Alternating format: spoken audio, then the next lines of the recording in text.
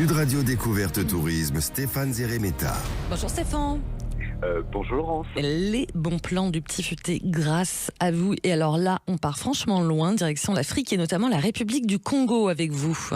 Oui, c'est qu'on va dans le nord-ouest du pays en plus. On va au Congo, en République du Congo, mais on va dans une partie, dans un parc national, Dodzala-Kokua. Bravo. Alors c'est pas un parc qui fait partie du bassin du Congo, qui est le poumon vert de l'Afrique, la deuxième plus grande forêt pluviale au monde, alors juste après l'Amazonie, et on y a une biodiversité qui est absolument exceptionnelle. Il y a 4400 espèces de plantes, une centaine d'espèces de mammifères, notamment des mammifères.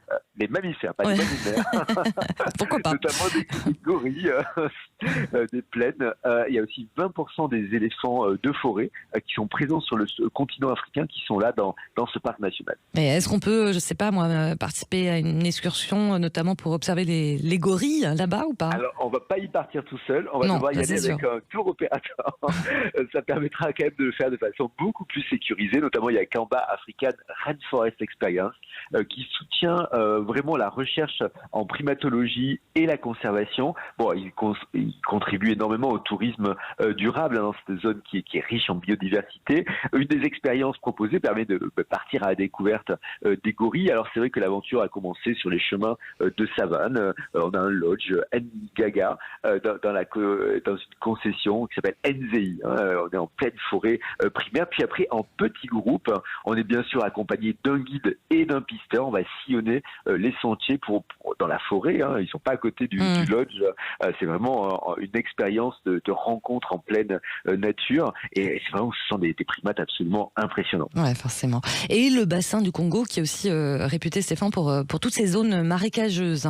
Oui, on a le Baï qui est une clairière marécageuse typique de l'environnement local. Alors, dans ce paysage absolument incroyable, il y a aussi de très beaux lodges, notamment celui de Lango. Alors, il faut quand même 2 heures en kayak sur la rivière, puis une randonnée. Alors, c'est un endroit qui se mérite, mais alors quel bonheur d'arriver au lodge après autant de transport, et puis du transport quand même kayak, randonnée. C'est vraiment assez incroyable. Quand on arrive, on est ébloui parce que ce lodge, il se marie à merveille avec le paysage, et on va pouvoir observer depuis la terrasse plein d'oiseaux, le perroquet gris d'Afrique, le pigeon vert, et à niveau, ils sont là, c'est absolument naturel. On a aussi des excursions qui sont organisées pour découvrir la faune et la flore du parc. Par exemple, on va pouvoir partir en pleine jungle sur l'île au citron vert. Vous pourrez cueillir quelques-uns des agrumes, et puis alors, si vous n'avez pas cueilli, le soir en petit cheesecake dans le resto du lodge, c'est plutôt très sympa. Bon, dites-moi, vous nous dépaysez ce début d'année. Allons du côté maintenant du sud, du parc national.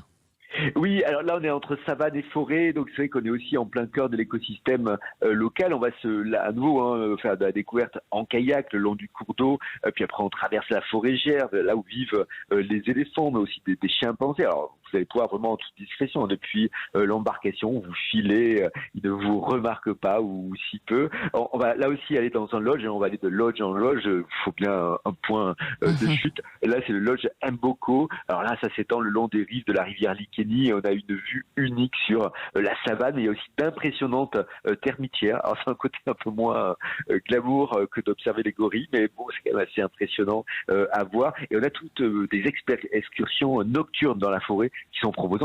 C'est terrifiant parce que la forêt comme ça, primaire, la nuit, c'est beaucoup de bruit. Tout le monde est en pleine activité. Bon, et pour terminer, pour tous les amateurs de course à pied, faut pas manquer le marathon de Zag là-bas, c'est ça? Alors, il a lieu tous les ans. C'est en septembre. Donc, je vous en parle dès aujourd'hui parce que ça vous laisse 9 mois de préparation. Merci. Ça me semble pas mal.